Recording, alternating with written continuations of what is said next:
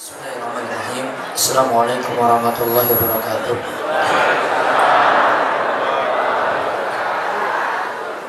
Innal hamdalillah nahmaduhu wa nasta'inuhu wa nastaghfiruh wa na'udzu billahi min shururi anfusina wa min sayyiati a'malina.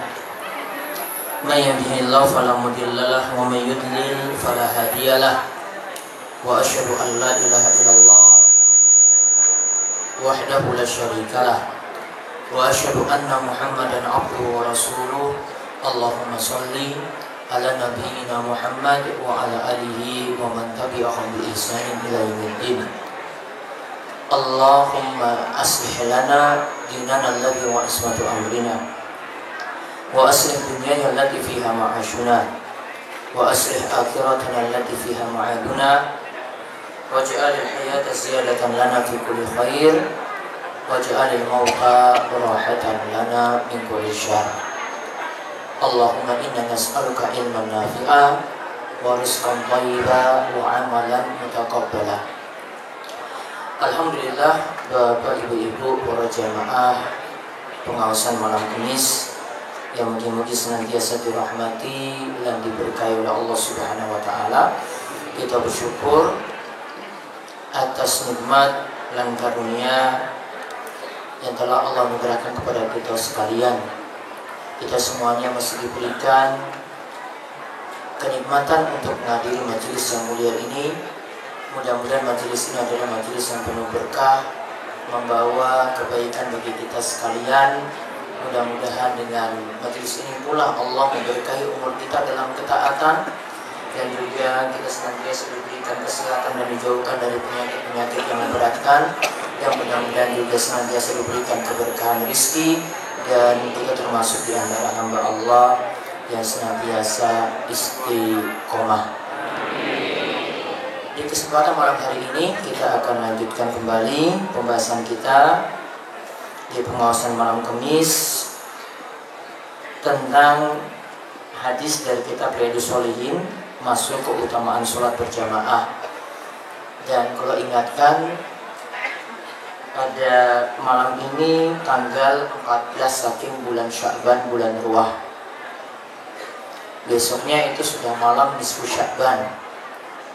Seperti yang saya terangkan di pertemuan sebelumnya, bahwa malam nisfu Sya'ban itu sebenarnya sama dengan malam-malam yang lainnya, tidak punya keistimewaan tertentu, sehingga kita baiknya tidak mengistimewakan seperti malam-malam yang lain. Tidak kumpul-kumpul di masjid, tidak menghususkan puasa pada pertengahan bulan Sya'ban saja, tidak juga melakukan sholat malam yang khusus pada malam nisfu Sya'ban, sedangkan tetap menanggapi hari tersebut seperti hari biasa. Sama juga menanggapi nanti pesan-pesan lewat SMS, pesan-pesan lewat WhatsApp, pesan-pesan lewat Facebook dan yang lainnya, anggap saja angin lalu. Karena kita perlu beragama itu lebih ilmiah, disertai dengan dalil, sehingga yang diharapkan kita bukan banyak amal, namun yang diharapkan adalah bagaimanakah amalan kita itu sesuai dengan tuntunan Nabi kita Muhammad SAW. Coba perhatikan Bapak Ibu sekalian yang Allah sebutkan dalam surat Al-Mulk ayat kedua, liyabluwakum ayyukum ahsanu amala. Allah itu akan menguji kalian, siapakah di antara kalian itu yang baik amalnya. Dikatakan oleh seorang tabi'in yang bernama Al-Fudail bin Iyad, ia katakan yang baik amalnya itu adalah jika memenuhi dua syarat,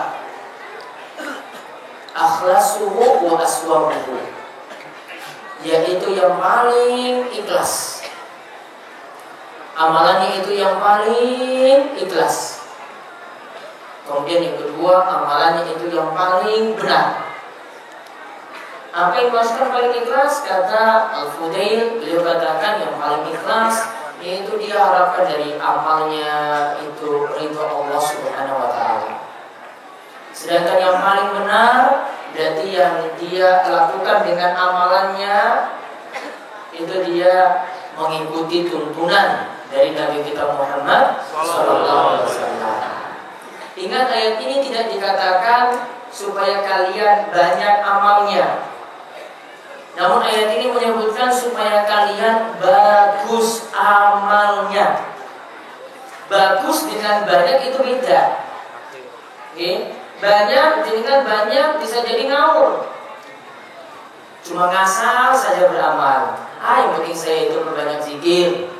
Yang penting saya itu perbanyak baca Quran. Namun kalau bagus, kita inginkan dengan amalan kita itu sesuai dengan tuntunan Nabi kita Muhammad SAW.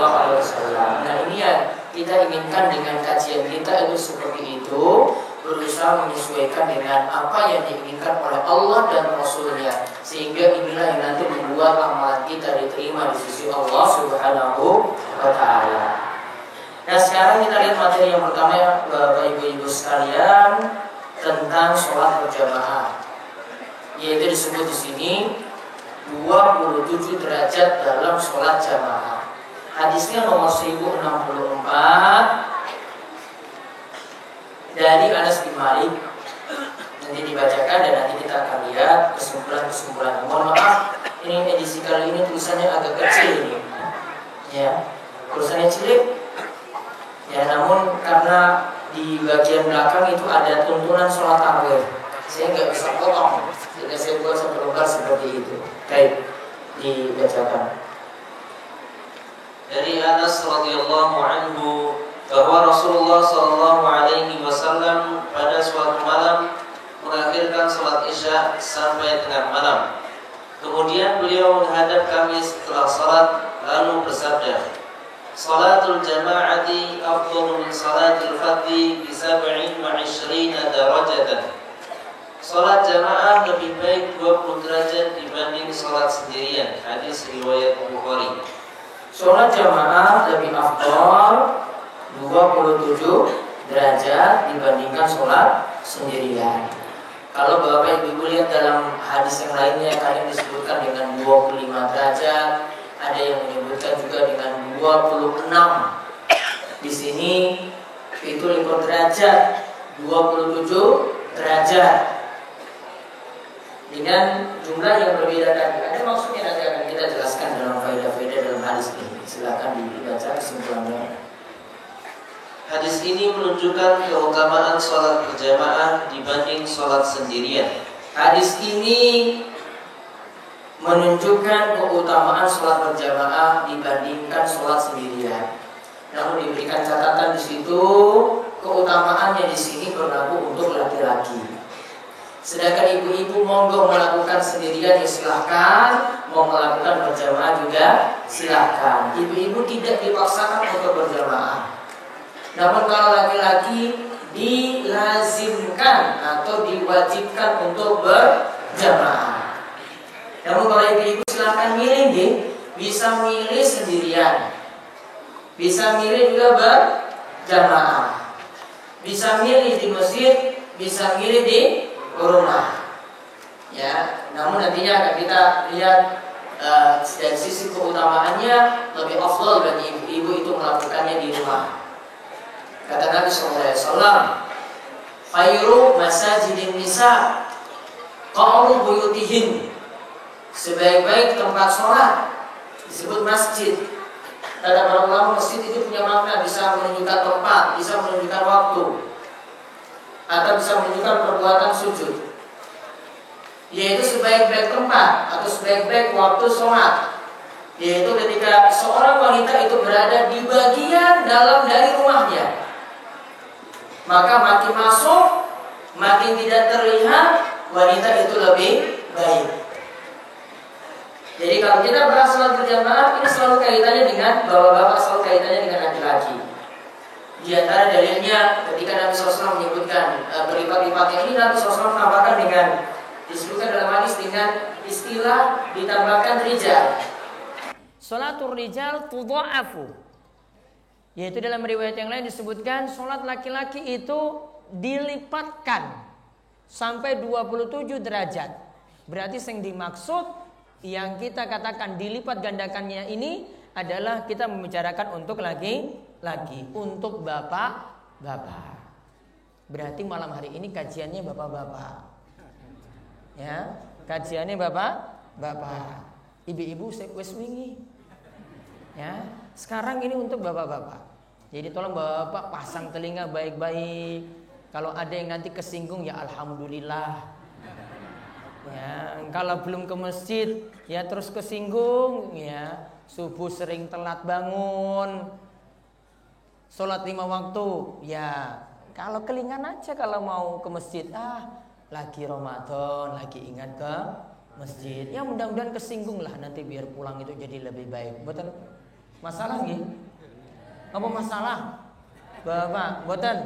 Ya enggak apa-apa kesinggung, ya. Soalnya kadang saya ceramah itu ada yang pernah protes saya ketika saya turun dari mimbar. Saya padahal ceramahnya umum. Pas turun langsung, aduh Ustadz saya itu, ya saya memang salah. Siapa yang singgung jenengan?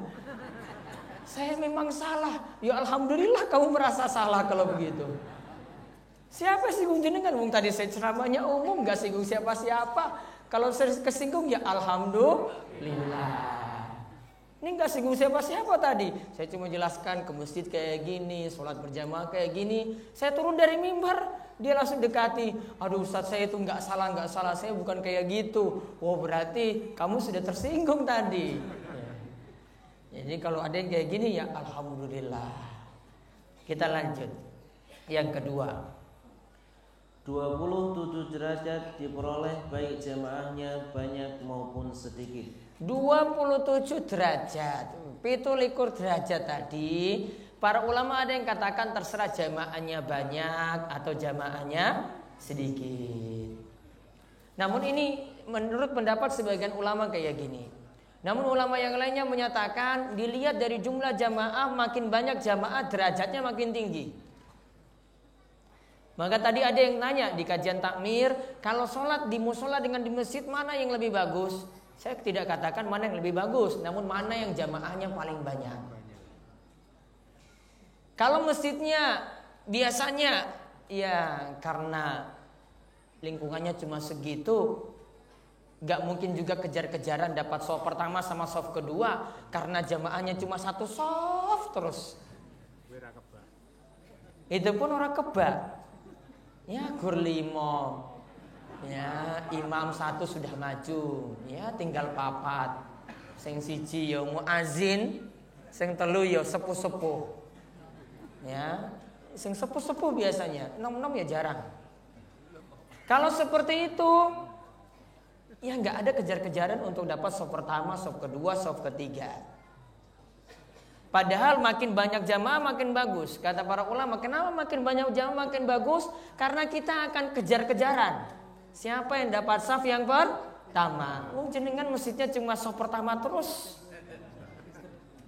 Karena cuma saf. Maka sulit untuk mendapatkan keutamaan ini. Jadi memang itu risikonya kalau kebanyakan masjid seperti itu.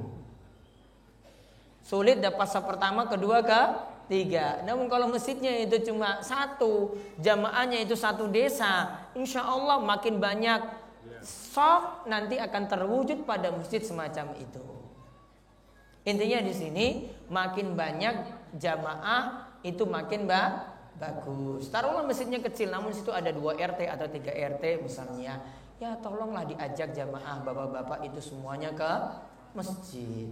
Sehingga semuanya dapat keutamaan yang besar tadi dari sholat berjamaah. Yang ketiga, sholat berjamaah bukanlah syarat sahnya sholat, karena sholat sendirian dalam hadis ini masih dianggap sah. Jadi kalau bapak-bapak sholat sendirian tetap sah, sholat berjamaah dapat keutamaannya lebih besar. Namun kalau kita katakan sah, kalau menurut para ulama yang menyatakan sholat berjamaah niku wajib. Kalau menurut para ulama yang menyatakan sholat berjamaah niku wajib, maka berarti kalau ada yang sholat sendirian, sholatnya sah, namun karena dia meninggalkan sholat berjamaah dihukumi berdosa. Bapak-bapak, dihukumi berdosa. Dia nggak pergi ke masjid untuk sholat berjamaah, tidak ada uzur. tidak ada alasan bagi dirinya, pokoknya saya malas ke masjid, maka sholat sendiriannya tetap sah, namun dihukumi dosa. Kalau menurut para ulama yang menyatakan sholat berjamaah itu wajib.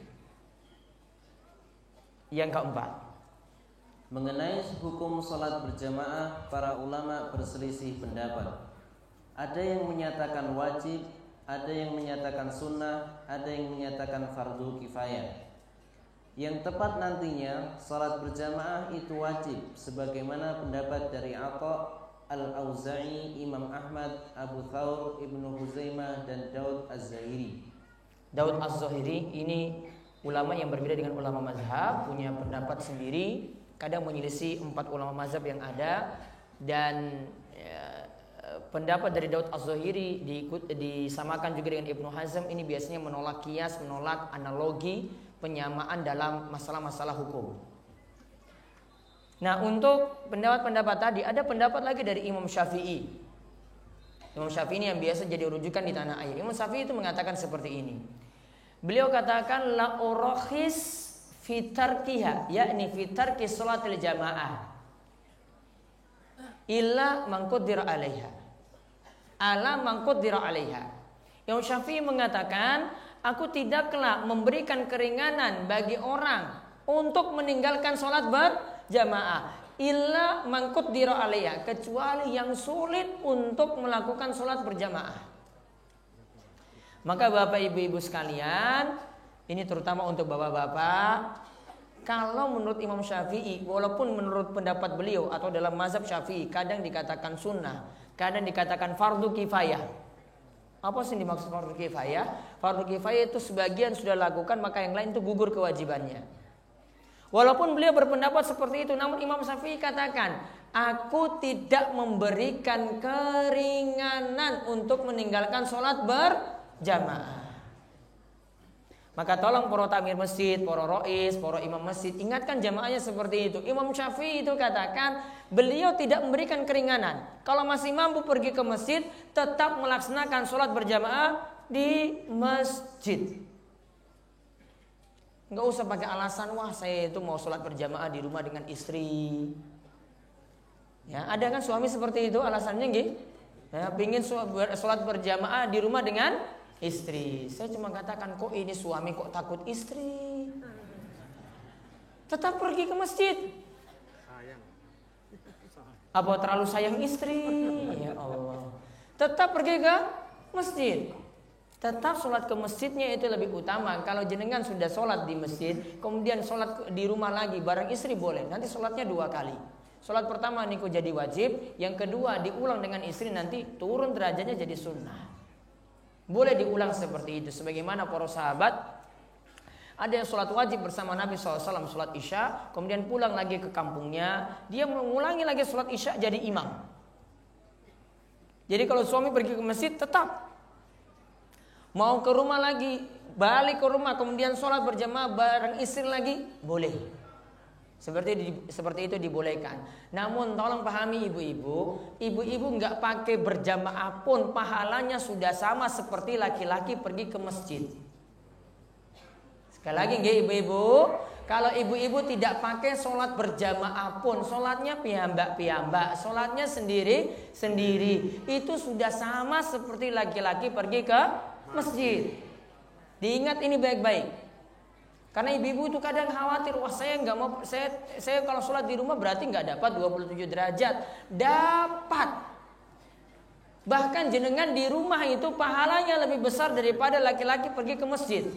Daripada jenengan pergi ke masjid, pahalanya di rumah itu lebih besar. Kemudian yang kelima,